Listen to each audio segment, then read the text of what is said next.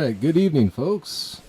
This is Chris Sires, and this is Flesh and Blood Unseals. Welcome to the show. Tonight we have an interview. It's been a little while since we've done an interview, and we have a special guest, somebody that's been on the Box Wars multiple times, winning more often than she should probably. I don't know how she does it, but maybe we can ask her and find out. Welcome to the show, Amy R. Hey guys. How's it going? Good. Thanks for having me on, Chris. Yeah. Thanks for being here. Yeah. So, are you more player or collector? Yeah, great question.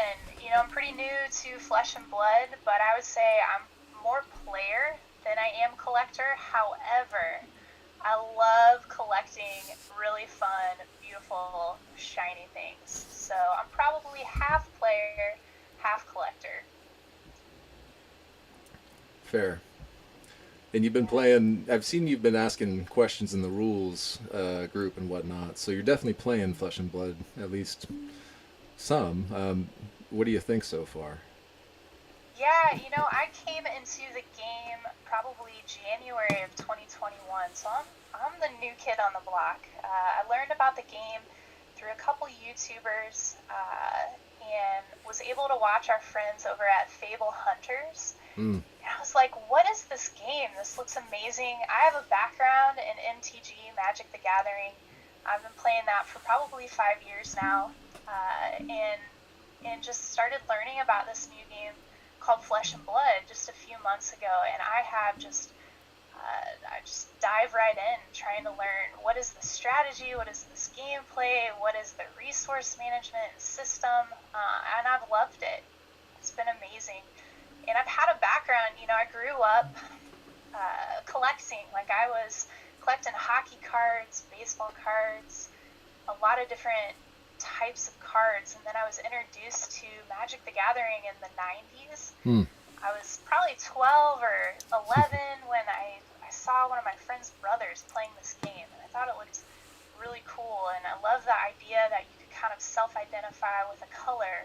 And so I bought a little starter pack and had, my hockey cards over here and my starter pack or deck of MTG, and it was just something fun that I loved to do when I was really young, but then forgot about it for probably 20 years.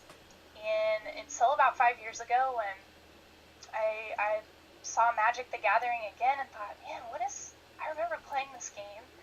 What is this game? Let me check this out. And I don't know about you guys, but for me it hit on that nostalgia. Mm-hmm. Like, I remembered back to when I was a kid, and I loved to collect. I loved, opening a box of cards, and just loved that. And so got back into the TCG world, and it's just been so fun now to transition from Magic the Gathering into this game called Flesh and Blood, and I have just loved it. There's no better feeling than on your fifth pack of opening your first box and you pull that bad boy. I mean, I was hooked after that. I knew that I opened a Fabled, and I don't know, that feeling you get where that collector inside of you says, okay, I'm paying attention. Not only is there nostalgia, there's this collectability, but then for me, what I love about it is the strategy and being able to learn about the game. So I've just been, watching every content creator and joining all the groups and building decks. Thanks to you, I was able to do these look familiar? Yeah. Rubber bands. You still got the rubber bands on there? Yep. Yeah, the starter decks. Nice. Because finding product, a couple months ago was really difficult.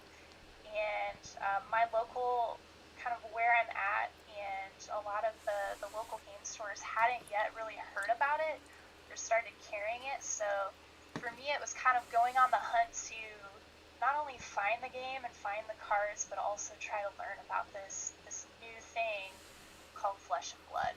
Yeah. Yeah, it seems like there's still a lot of folks out there, a lot of opportunity for us in the Flesh and Blood community to go back to our former communities and like spread the good word, if you will.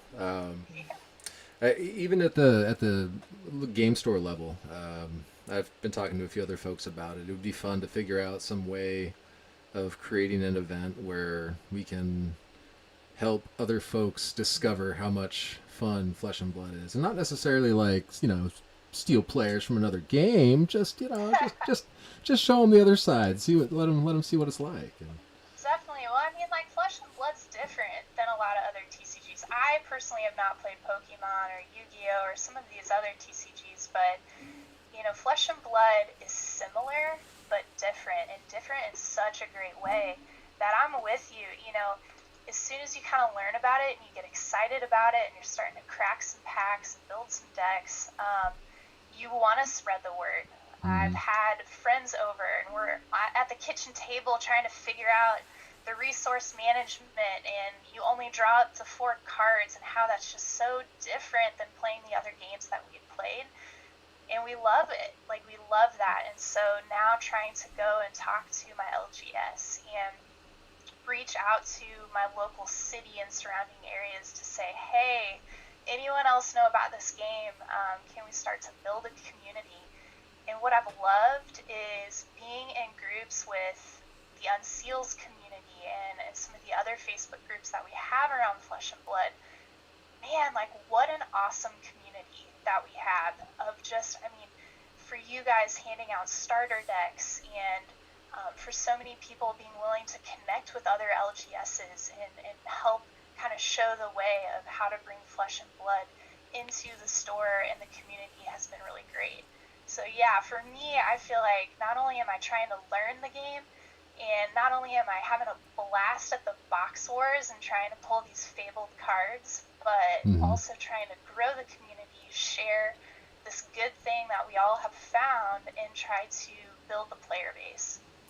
Yeah, yeah, and it really is. It's just a great community. It feels like. I totally second that. I came from Magic the Gathering as well, and I won't say that it's a toxic community. I never really felt it was that bad, but in comparison, it can feel toxic. When I go back and I look at those groups that I'm still a part of, I haven't like left the groups or anything. I still play Magic every once in a while, but yeah, my focus, because I live in a very small town, has always been cracking packs. I've always had more fun doing that. Um, and so what really caught my attention was the fact that this game is way more fun to crack on than Magic. Like, I Yes. opened every recent product that Magic came out with in the last year and a half, I think, and my favorite out of all of them was probably Modern Horizons. Did you open any of that stuff? I didn't. I was more of a standard player, so I was trying to keep up with the meta, and so I was opening all the standard sets and getting into the collector packs. And I, like, no doubt, I love shiny things, so I was trying to get the best card, the Which best set was version your that I could run in my deck. Yeah. which one was your favorite to open? Like what out of all the Magic products? Um, you know, honestly, I loved Ikoria. That's when I Ikoria. really started investing in cards and opening a lot of packs and started getting into collectors. I loved the chase of that Godzilla cards. Hmm. And there was no better feeling than opening up, a Ghidorah or something like that that is the chase card of the set. And so I would say that's been one of my favorites. Obviously, it was a crazy time in the world when that set came out, and so I didn't really have a lot of other things to do other than crack some packs, and so I loved that one. Yeah. Yeah. I opened. I feel like a little bit of Ikoria, maybe not enough of it. I didn't get a good feel for it. I think it was collector boosters that I was opening with that stuff. Same thing, all the shiny stuff, and Yes. it's fun to open, but at the same time, it's like when it's all shiny. Sometimes I just get the feeling Yeah, like, okay, like if I opened a for pack of sure. Flesh and Blood and every card was a foil, I don't think I would like it as much. I just feel like it would detract from the one foil that is in there. Yeah, I totally agree. One thing I love about Flesh and Blood is not only do you get the fables and the legendaries, and there's no better feeling than opening one of those. Mm-hmm. But what I love about it from a player perspective is your deck that you build isn't all legendaries or all, you don't have to have this eye to be able to run a really great deck. And so what a cool game to be able to build something where decks aren't reliant on those really hard to find chase cards. Yeah. But yeah, I love that. I love Yeah. that about Flesh and Blood. See, I've got my deck sitting right here, and it's like, I mean, there's a couple. I've got a couple of CNCs in here, and a couple of barraging beatdowns, a couple of massacres. My equipment's majestic, but you can build this thing. You can build this deck for. I guess you can't see it on that camera. I don't have that camera Yeah. on for once. But like Sure. you can build this deck for less than $200 easy, and you could Definitely. probably foil it out for that price as long as you don't do the CNCs and stuff. You're gonna have to trade for the CNCs, but For sure. Yeah, I love that. Brute player over here. Okay. yeah, you actually- know. I'm actually building Dorinthia Classic Constructed right now. I'm going to play in my first armory coming up. A little nervous because I haven't played Beyond the Kitchen Table, but yeah, building Dorinthia right now.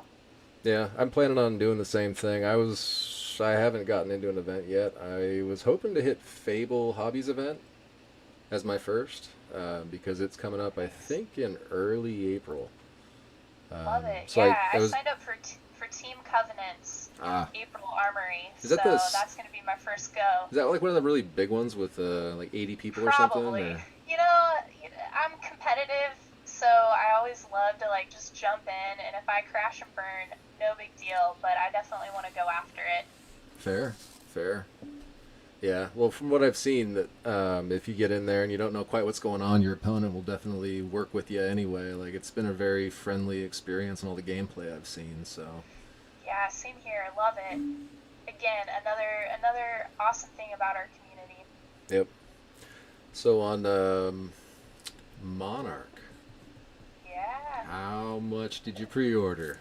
Or do you want to answer that question? Yeah, for sure. I mean, I went ahead and I pre-ordered a case of Unlimited, and I think I have 2 boxes secured of first edition. So, that's where I'm gonna probably stick around for pre-orders. But I know once those Monarch battles come, Chris, I'm gonna be signing up. So, Yeah, there might be a few. There might be a few. I was worried about it for a while until Star City Games came on the scene with their massive inventory. But Yeah. after that, I was able to secure a few at what I thought should be a decent price. So, yeah, that's hopefully awesome. we'll be Well, I box look warm forward like to crazy. battling. Yeah, should be good.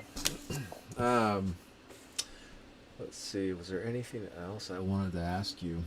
Anything you want to ask me? Yeah, I mean, I'm still so new to the community. I would love to hear how. So you said you came from Magic the Gathering, but what was your transition into Flesh and Blood? Oh, this is kind of funny actually. I was on another group. I was cracking Magic the Gathering packs, doing Box Wars type events, and I was doing Zendikar Rising collector boxes, and those they'd sell and they were kind of fun. It just wasn't as fun, and people didn't really seem to be into it. And then I got some set boosters in, and I'd never cracked a set booster before, and I was like, whatever, we'll war these too, that'll be fun. And I threw them out there, and it was just like crickets. Nobody wanted anything to do with it. And I was like, okay, well, I guess I'm going to give Magic a rest for a minute here. And then I saw Rudy was sending these emails about this Flesh and Blood product. I'm a Rudy patron, have been for a while, and this was the Crucible of War kits that I got in on. So I picked up one of his kits and I started cracking that on this group where I was doing these things live. I actually just went back and looked at the videos, and some of the very first videos on that other group was James and I doing box wars against each other. 2 boxes though, we were doing box for box. So I actually want to go back there and take notes on myself because I don't remember doing that now. This was back in like September, but Yeah, I don't know. It was a lot of fun. So at any rate, we were doing too Awesome. much Flesh and Blood content in this Magic channel, and so we decided we should probably just go create a new channel that was specific to Flesh and Blood. And once I realized how much more fun it was to crack these packs than it was Magic, it was all over. So That's awesome. What was like for me? I will always remember opening that eye, and then I've opened actually 3 hearts. I don't understand how that even happens. You opened one for me. hmm Michael from Cards with Michael opened one on his stream, and then I opened one myself. So I will like always remember those opens. So for you, what's been like? What's the best Flesh and Blood open that you've had that you remember? best or most memorable. Whichever way you want to go. I would say like my one of my favorites was pretty early on. It was when Arcane Rising had just gone through its first big push price wise. We had been cracking it on the channel for like maybe $125, $150 a person. Doing box wars on first edition Arcane Rising. It was awesome. And the price kind of like it went up. It skyrocketed fast, and we couldn't do that anymore. And so it was the first time back after a few weeks or something. And I was like, all right, well, we'll bust this one box out. And James hits the eye, cold foil, Eye of Ophidia. And I'm That's just sitting there, insane. just dumbfounded, like, oh my goodness. At the time, it was like a $3,500 card or something like that, and it's, well, I've held cards that are worth that much before, but I don't think I'd ever pulled one out of a pack worth that much before at Yeah, that point. And yeah, I think I was really hooked then. that's insane. I can't imagine. Cannot imagine. I mean, I felt that way with Unlimited, so to see a cold foil eye would just be insane. Yeah, That's awesome. yeah. Love it. Tons of fun. Yeah. Very cool. I'm just trying to. Yeah. I want to know what's going to happen next for Monarch. Like, I keep thinking that Shiana is holding the next Fable. I think that's really interesting. I'm excited to see if we get new classes or if we're just gonna get like a continued build out. And from everything I've been reading and seeing, it sounds like there's going to be a light and dark, either mechanic or some sort of full realization of the game. So I'm excited to see what Legend Story Studios does with that and what Monarch's gonna bring. It's gonna be awesome. Yeah. Yeah, Monarch. I'm definitely looking forward to it. It's a lot of people have said it's like sink or swim for the game, and I feel like it would be really, really hard for this game to sink at this point. Is kind of how I feel about it. It's just such a amazing game. The community that's built up around it is so awesome. I don't see very many negatives. Like I don't see any of the signs that make me think that there's anything to really worry about. The Yeah, gameplay is one of those things. It's like it doesn't worry me at all. So the fact that they're gonna go change it up big time, add a bunch of new intricacies, I bet it's gonna be, it should be amazing. Like totally looking yeah, forward to it. cannot So wait. It's amazing. I don't think there's very often that we get to feel like we're on the ground level of something. And granted, I'm still, new kid on the block, um, but we all are though. I mean, I still feel like I'm a part of something really special, and I get to see it grow and become something really big, and to pioneer it in a lot of ways, like trying to see it establish in my local community and city and area. It's just a really cool feeling to think, man, we might be able to look back 20 years from now and say, I remember when this thing launched. So I'm excited about that. yep, yep. Lots of good times to come. I think. Definitely. In the meantime, we'll be cracking some packs, right? We'll Exactly. be unsealing some boxes. Yep. Yep. And as COVID goes away here, hopefully more and more in-person events are happening and nationals and stuff. And I imagine that Flesh and Blood Unseals at some point might have physical gatherings that happen and stuff. It might be kind of interesting That'd be awesome. at the big Definitely. tournaments and stuff. So yeah. Yes, that's it's so good. But Love it. yeah, looking forward to all the big things to come. So, Definitely. Well, awesome. it's been awesome having you on here. Thanks for coming out, Amy. Yeah, for sure. Thanks. I really appreciate getting to spend some time with the community and just talk about our journeys and why we're here and how we got here. Yep. Yep.